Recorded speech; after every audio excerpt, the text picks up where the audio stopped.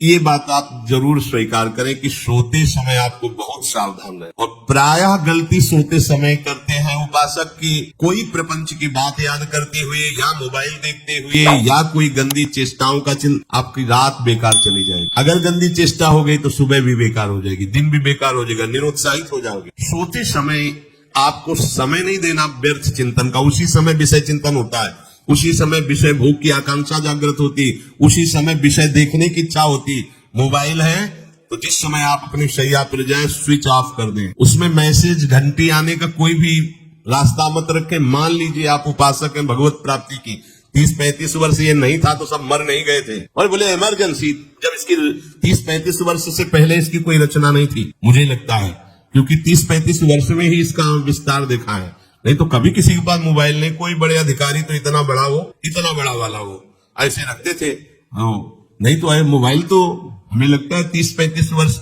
तो फिर इमरजेंसी कैसे चलती थी? कैसे चलती थी इमरजेंसी? और आप ब्रह्मा हो क्या कि इमरजेंसी संभाल लोगे? स्विच ऑफ करो। जो सब इमरजेंसी संभालने के लिए तैयार, रात दिन न सोता है, वो हर समय जागृत रहता है, वो हमारा आराध्य देव है। स्विच ऑफ करो, चिंतन लगाओ श्री जी का। ये जो रात्रि के शयन के समय मोबाइल में इधर उधर दृश्य देखने हैं, अपने सर्वनाश का बीज बोना है। मान लो, हमारी प्रार्थना मान लो, ये उस समय मन आपको परेशान करेगा जब कमरे की सिटकिनी अंदर से बंद होगी। सबसे प्रार्थना है रात्रि के शयन के समय। तो बोले फिर ठीक है 10 बजे तक देख लेंगे मोबाइल, इसके बाद शयन के समय भजन कर लेंगे। होगा ही नहीं। क्या तुम देखना चाहते? प्रिया प्रीतम के सिवा और कुछ क्या देखना चाहते? वो तो सुभग सुंदरी सहज सिंगार है, सहज शोभा सर्वांग प्रति सहज रूप वृषभानुनंदनी। हमारी स्वामिनी जी की सुंदरता छुपाने के लिए आभूषण पहनाए जाते हैं, औरों को तो आभूषण सुंदरता बढ़ाने के लिए। यहाँ छवि के छिपाए बे को ऐसे के दास होके क्या देखोगे? मोबाइल क्या देख? वासना के क्रीड़ा, और तुम उस क्रीड़ा को देखना चाहते हो? परमार्थ के पथिक हो, देखना है तो प्रभु को देखने की वृत्ति रखो, अन्यथा मूंद लो आंखें प्यारे, महान फल प्राप्त करोगे। सबसे प्रार्थना है एकांत में मोबाइल रूपी दुश्मन से बचो, क्योंकि जब आप गंदी बात कहीं देखोगे तो आपके अंदर वैसे ही चिंतन बनेगा, वो ऐसे ही लगेगा मैं भी ऐसा करूं, मैं भी ऐसा भोगूं, मैं भी ऐसा देखूं। मान लीजिए आप, जब हमारे शास्त्र कहते हैं कि पशु पक्षियों के मैथुन को भी नहीं देखना है, अगर ऐसा एक बार दृष्टि पड़े तो मानसिक प्रणाम करके दोबारा दृष्टि न देना। और आप मोबाइल में ऐसी चेष्टाएं देखोगे, कैसे आप भगवत भजन करोगे? कैसे भगवत प्राप्ति का उद्देश्य रख पाओगे? ये कलयुग की बहुत महीन चाल है कि उसके बिना काम नहीं चलेगा और हम तुम्हें काम से युक्त कर देंगे। इसके बिना काम चलेगा नहीं, तुमको रखना पड़ेगा।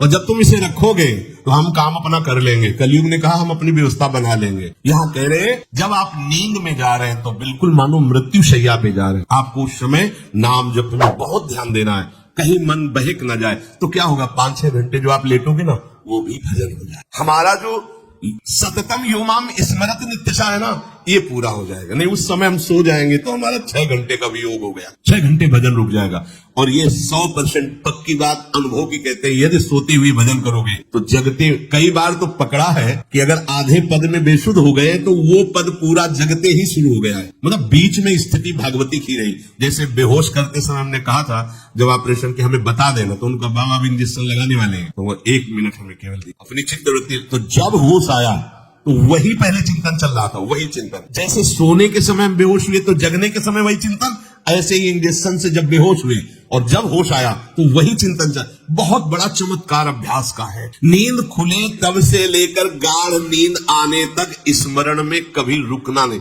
और आपको एक छूट दे रहे हैं, कभी कभी क्या होता है कि एक मंत्र में, एक नाम में जैसे बहुत देर अभ्यास करते हैं तो मन उबने लगता है। इसका स्वभाव है, ये अनुभव की बातें कहते हैं। इसका स्वभाव है नवम नवम। नहीं तो ये मतलब, तो इसको हम लोगों ने कैसे फंसाया है? जैसे गुरु मंत्र जप रहे हैं, अब 2-3 घंटे लगातार गुरु मंत्र जप, अब इसको उबन बढ़ी, अभी छोड़ रहा है, बीच बीच में पता चलता है छोड़ना चाहता है, छोड़ रहा है, तुरंत इसको नाम में फंसाया। अब थोड़ी देर नाम में चला, फिर उब रहा है, बहुत विचित्र है ये। अब उसको फंसा दिया। उस पीछे की बात अभ्यास के समय, नमामि शमीशान निर्वाण रूपम विभुम व्यापकम ब्रह्मवेद स्वरूपम। चिंतन, पदगान करे, ये भगवान शिव पदगान कर रहे हैं, उसका चिंतन। निर्वाण रूपम विभुम व्यापकम ब्रह्मवेद स्वरूपम।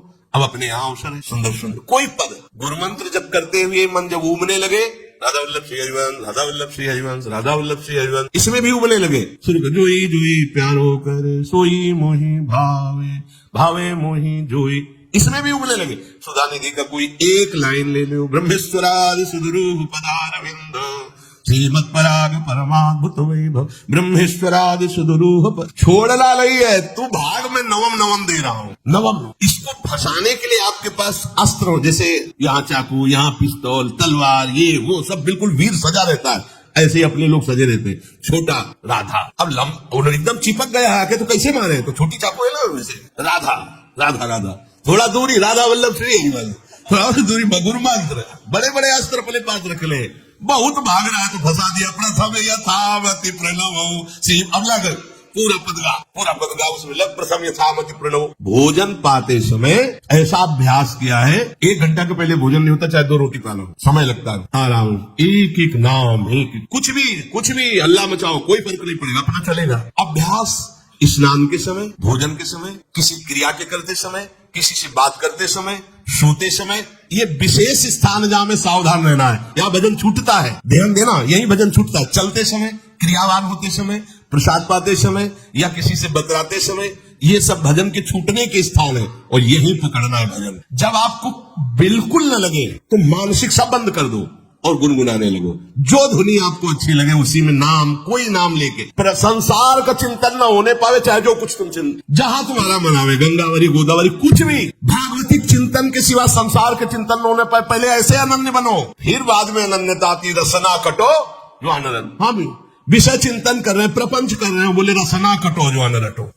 और नहीं बोल सकते, प्रपंच बोलेंगे, रसना कटो, ये शब्द वहां नहीं आते। पहले हम आपको छूट देते हैं। भक्त चरित्र, भगवान की चरित्र, नाम, कीर्तन, मंत्र, जो भी चाहो, संसार का चिंतन मत होने देना, पहले ये पकड़ो। फिर आगे चल करके जब पवित्र हृदय होगा तब ये निष्ठा आती। रसना कटो जो अन रटो, निरखियन फुटो नयन। मान लो संसार का चिंतन नहीं करने देना है इसको, आप जैसे बने वैसे करो भागवतिक चिंतन। कोई नाम ले लो, कोई मंत्र ले लो, तुम्हें जो प्रिय लगे, हम छूट देते हैं। ये नहीं करे कि रसना कटो जो अन रटो, ये बाद की बात है। हमें पहले इसका संसार चिंतन रोकना है। कैसे छूटेगा, कैसे छूटेगा, हमें ये पकड़ना है। नहीं तो निष्ठा की बात, जो हरि नाम जगत शिरोमणि वंश बिना कब हूं। हरिवंश बोलेंगे नहीं, हरि बोलना नहीं है, हरि बोलना नहीं, क्योंकि जो हरि नाम जगत शिरोमणि वंश बिना, हरिवंश बोलना नहीं है, क्योंकि प्रपंच में रति है। तो क्या करो, जो तुम्हें प्रिय लगे पहले उसे पकड़ो। ये हम अंदर की बात करें, प्रवचन की बात नहीं करें। मन को फंसाना है हमें। राम कृष्ण हरि जहां लगे इसको लगा, पहले इसको फंसाओ, संसार का चिंतन न होने दे।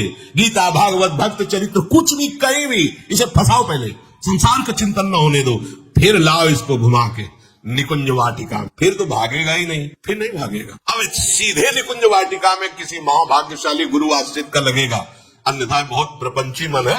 आप आश्रय इधर कर लोगे, प्रपंच का चिंतन करोगे, बात बनेगी। चिंतन छोड़ना है हमें, जैसे बने तैसे संसार का चिंतन छूट जाए तो हम विजय को प्राप्त होंगे। ध्यान दीजिए, इस परमात्म तत्व को वही प्राप्त कर पाता है जिसका राग बीत गया है, खत्म हो गया, वैराग्यवान। ज्यादा परिश्रम नहीं है वैराग्य में। विवेक नहीं होने के कारण हम वैराग्य नहीं धारण कर पाते। हम बाहरी बातों को वैराग्य ले लेते हैं, ऐसा कपड़ा बदल लेना या कपड़ा ना पहनना या लौकी का कमंडल, मिट्टी का पात्र, तो हम अपने को वैरागी। बात यहाँ नहीं रुकेगी। वैराग्य का इतना ही मतलब, ये भी एक बाह्य अंग है वैराग्य का, पर वैराग्य का सच्चा स्वरूप है वीतरागा। कहीं कुछ भी अच्छा नहीं लग रहा, कोई भी सुख आकर्षित नहीं कर रहा, लोक लोकांतर की प्रतिष्ठा, मान, सुख, ऐश्वर्य, व्यक्ति, कुछ अच्छा, राग खत्म हो गया। ऐसा उस अक्षर ब्रह्म को, अविनाशी तत्व को जान पाता है। जगते भयो फिरे वैराग्य। जैसी हरिवंश प्रपंच बंच सब ये काल ब्याल को खायो। हालत ये है कि जैसे सांप ने मेढक को पकड़ रखा और मेढक सामने पतिंगा को, कीड़े को पकड़ना चाहता है, उसे ये पता नहीं कि मैं खुद किसी का कवल बन चुका हूं, वो एक झटके में मुझे अपने पेट में ले जाएगा। ऐसे ही हम सब हैं, काल के द्वारा ग्रसित है। काल ने हमें पकड़ रखा है, पर हम भोग भोगना चाहते हैं। हम नाना प्रकार की मान प्रतिष्ठा पाना चाहिए, ये पता नहीं एक झटके में हमारा अस्तित्व ही खत्म हो जाएगा। जिनके अंतःकरण में किसी भी व्यक्ति, वस्तु, स्थान, पद, प्रतिष्ठा का राग ही नहीं रह गया है, उसे कहते हैं वैराग्यवान। वीतरागाहा, राग ही नहीं है। जिनका अंतःकरण निष्पाप, निर्मल हो चुका है, जिनके हृदय में केवल भगवत प्राप्ति की उत्कट लालसा जागृत हो गई है, ऐसा साधन संपन्न उपासक परमात्म तत्व में प्रवेश पाता है, अध्यात्म मार्ग की ऊंचाई पर वो स्थित हो जाता है। यदि छंतु ब्रह्मचर्यम चरंती, जिनकी इच्छा एकमात्र भगवत प्राप्ति की है, यदि छंतो, उनको क्या करना होगा? ब्रह्मचर्यम चरंती, ब्रह्मचर्य का पालन करना हो। प्रत्येक इंद्रियों का निर्विषय हो जाना वास्तविक ब्रह्मचर्य है। केवल जनेंद्रिय से ही ब्रह्मचर्य को नहीं लेते, हमारी प्रत्येक इंद्रिय भोगों से रहित होकर भगवत अनुराग, नेत्र प्रभु को देखना चाहते हैं, त्वगेंद्रिय प्रभु को स्पर्श करना चाहते, घ्राणेंद्रिय प्रभु के श्री अंग की गंध पाना, श्रवणेंद्रिय प्रभु के वचन सुनना चाहती है। एक एक इंद्रिय अपने प्रभु में लग गई, अंतर्मुख हो गई, बाहर विषयों का त्याग हो गया। इसे ब्रह्मचर्य। पर प्रारंभिक ब्रह्मचर्य में जनेंद्रिय का ब्रह्मचर्य अत्यंत आवश्यक। यदि जनेंद्रिय जन्य व्यभिचार दोष से युक्त है तो कदापि उसे भगवत प्राप्ति नहीं होगी। शुभ गति व्यभिचारी शुभ गति चाहे असंभव। और भगवत मार्ग में सबसे बड़ा दुश्मन यही व्यभिचार दोष है, काम। इसी से हमारा हृदय मलिन होता रहता है। अंधा बटे तो बड़ा चबाए वाली दशा रहती है। 50 वर्ष, अरे 50 जन्म हो जाए, तुम व्यभिचार करो, गंदी बातें करो, गंदे चिंतन करो, तो समय व्यतीत कर, अनंत जन्म व्यतीत हो गए, भगवत प्राप्ति हुई क्या? 50 वर्ष से भगवत प्राप्ति हो जाएगी क्या? 5 मिनट काफी है भगवत प्राप्ति, एक बार नाम काफी है। वो स्थिति तो लाओ। बार बार बहिर्मुख वृत्तियों के द्वारा विषयों में सुख बुद्धि कर लेने से हमारा सारा का सारा अध्यात्म चिंतन बदलता रहे, इसलिए लाभ नहीं मिल पाता है, एक रस चिंतन नहीं रह पाता। बार बार विक्षेपी विषय करते रहते हो, हम सहते रहते हैं और भोगते रहते हैं। एक बार तो हिम्मत करके उठो, अब लो नशानी अब ना नशई हो, एक बार तो दृढ़ बनो। बस मन के अनुकूल चलने की बात को तुम्हें रोकना होगा, तभी तुम्हारे अंदर यदि क्षमतो ऐसी इच्छा जागृत होगी। पक्का पक्का ऐसा ही है। जब हम किसी विषय के वेग को सहते हैं, विषय नहीं भोगते हैं, तो मन बहुत जलाता है। उस जलन में फिर एक ही बात होती है, बस भगवत प्राप्ति हो जाए, झंझट खत्म। कब तक हम इसमें चलेंगे? एक बार भगवत, वो जलन हमको भगवत प्राप्ति की इच्छा प्रकट करती है। अपने लोग क्या करते हैं? जलन को मिटाने की कोशिश करने लगते हैं, तो भगवत प्राप्ति की इच्छा क्या, भोग प्राप्ति की तृष्णा जागृत हो जाती है। भोगी हुई भोगों को बार बार भोगने की इच्छा का नाम तृष्णा है। बाहर और भीतर से कोई सहयोगी नहीं, जल रहा है उपासक, तब रास्ता निकलता है भगवत प्राप्ति का, तब इच्छा प्रकट होती। अब नहीं, बहुत जल लिया, अब तो केवल प्रियाजू के समीप जाना है, अब तो प्रभु के सानिध्य में रहना है, नहीं इन भोगों की जलन में जलना है। यहाँ तक पहुँचने के लिए जलना होगा, तभी लिखा है सहत सहत बाढ़ है भगति तास्तिति क्षस्व भारत, क्योंकि आगमा पाइनो अनित्यास, ये नाशवान काम क्रोधादि तुम्हें प्रेरित करेंगे, तुम इनके वेगों को सह जाओ, ये स्थायी नहीं है। आगमा पाइनो है, आने जाने वाले हैं, और ये सहन करने से नष्ट होते हैं, भोगने से बढ़ते हैं। यदि क्षमतो, अगर भगवत प्राप्ति की इच्छा है तो ब्रह्मचर्यम चरंती, ब्रह्मचर्य का पालन करना ही होगा, इसमें कोई गुंजाइश नहीं, क्योंकि आप चल ही नहीं सकते। ध्यान से सुन लो, ये मनोरंजन का मार्ग नहीं है, इसमें मन ही मार तन हारिक वृंदावन में गा, इसमें मन मारना होगा। प्रायः ये मन को दुलार करने वाले लोग कभी भाग्य से सत्संग में भी आ जाते हैं, कभी श्री विग्रह के दर्शन करने भी मंदिर पहुंच जाते हैं, कभी तीर्थ याटन भी करते हैं, पर इनका कोई लक्ष्य नहीं होता। आज सुन लिया सत्संग, बढ़िया है, लक्ष्य नहीं होता।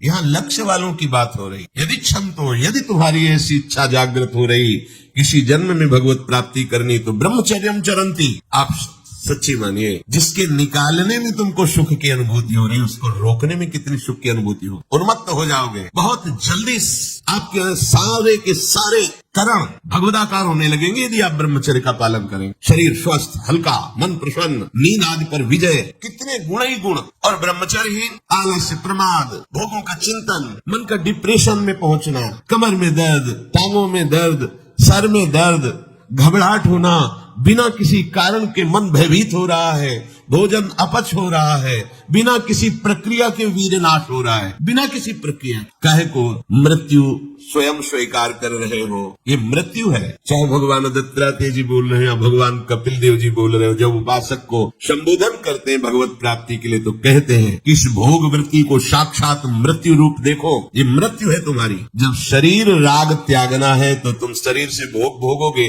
तो आसक्ति शरीर की पुष्ट होगी, आसक्ति भोग सुख की पुष्ट होगी, है नहीं। कितने दिन शरीर रहेगा, कितने दिन भोग रहेंगे। विचारवान बनो, ब्रह्मचर्यम चरंती, ब्रह्मचर्य का पालन करो। उपासक जो ब्रह्मचारी होता है उसका खिला हुआ चेहरा रहता है, जैसे कमल खिला हुआ, बिना किसी कारण के उसकी मुख मुद्रा में प्रसन्नता होती है। जो ब्रह्मचर्यहीन होता है, बुझा हुआ चेहरा, तेजहीन, बिना किसी कारण के वो शोकग्रस्त लगता है। बैठा है, आपको लग रहा है शांत है, लेकिन आप चेहरे को देखो, वो एक शोकग्रस्त है।